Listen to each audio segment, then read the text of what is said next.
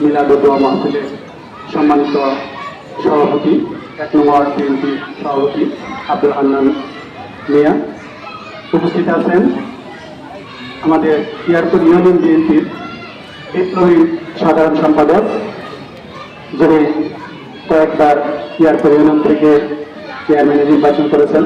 আজকের অনুষ্ঠানের প্রধান অতিথি আলহাজ দেলাওয়ার হোসেন সরকার, উপস্থিত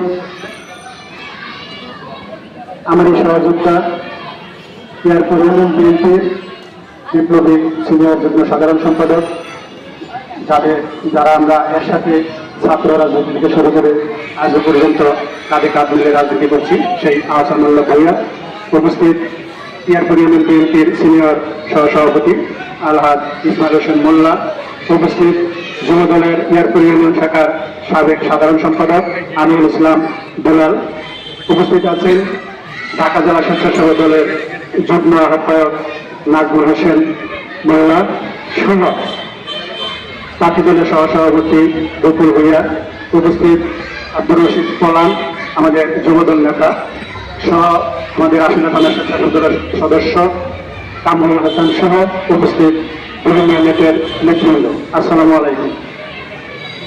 প্রথমেই আমি জুলাই আন্দোলনে যারা শহীদ হয়েছেন তাদেরকে স্মরণ করছি।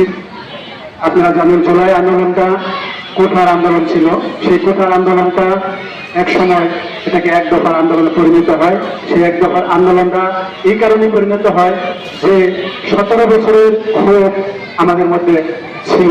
সেখানে শুধু বিএনপি জামাত নয়, রাজনৈতিক দলগুলো ছাড়াও যারা খেটে খাওয়া মানুষ ছিল, রিক্সাওয়ালা ছিল, শ্রমিক ভাই বোনেরা ছিল, তাদের মধ্যে একটা ক্ষোভ ছিল, যে ক্ষোভ বহিঃপ্রকাশ হয়েছিল এই জুলাই আন্দোলনে। আমরা জানতাম জিনিসপত্র দ্রব্যমূল্যের লাগামহীন বৃদ্ধি, কিন্তু আমরা প্রতিবাদ করতে পারতাম না, কারণ সরাসরি গুলি করা হতো, রাত্রে গুম করা হতো, যার কারণে